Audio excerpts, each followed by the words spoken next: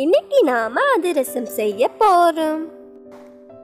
நம்ம ஃபோனில் வீடியோ கீழே இருக்க ரெட் கலர் சப்ஸ்கிரைப் பட்டனில் கை வச்சுட்டு பக்கத்தில் இருக்க பெல் சிம்பிளில் கிளிக் பண்ணும்போது ஆலில் கை வச்சு கிளிக் பண்ணோன்னா நமக்கு நோட்டிஃபிகேஷன் கரெக்டாக வந்து.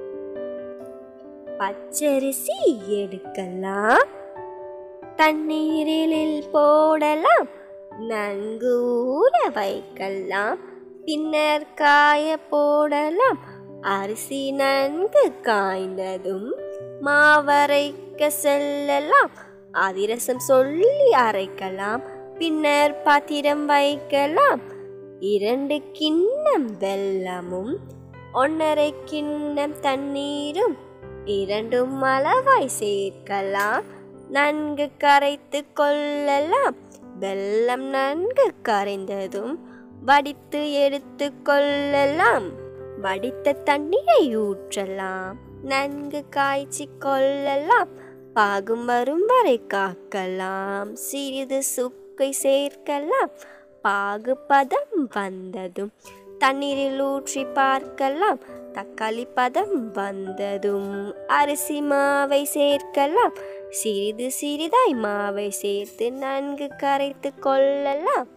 மாவு கரைத்து கொண்டதும் சிறிது ஆற போடலாம். கடாய் வைத்து கொள்ளலாம், நல்லெண்ணெய் ஊற்றி கொள்ளலாம். பிளாஸ்டிக் பையை எடுக்கலாம், சிறிது எண்ணெய் தேய்க்கலாம். மாவை கிள்ளி எடுக்கலாம், உருண்டை உருட்டி கொள்ளலாம். தட்டை வடிவம் பதிக்கலாம், எண்ணெயில் போட்டு பொரிக்கலாம். பொன்னிறம் வரை காக்கலாம், பின்னர் பகிர்ந்து உண்ணலாம். அதிரசம் அரைக்க சில குறிப்புகள். அதிரசம் மாவு அரைக்கும் அரிசி சிறிது ஈரப்பதத்துடன் இருத்தல் அவசியம். அப்போதுதான் அதிரசம் எண்ணெயில் திரியாமல் இருக்கும். அதிரசத்தின் பாகு தக்காளி பதம் வகையில் இருத்தல் அவசியம். தக்காளி பதம் என்பது பாகின் 2வது வடிவம். அது தண்ணீரில் விட்டு எடுக்கும்போது ஜெல்லி பதத்தில் இருக்கும். இந்த பதத்தில் அதிரசம் செய்தால் அதிரசம் எண்ணெயில் திரியாமல் இருக்கும்.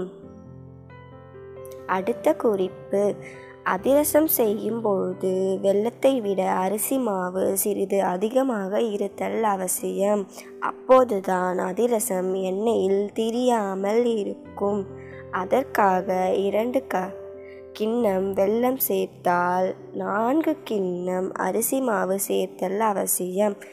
இவ்வாறு அதிரசம் செய்தால் அதிரசம் எண்ணெயில் பிரியாமல் மிருதுவாக மிக சுவையாக இருக்கும்.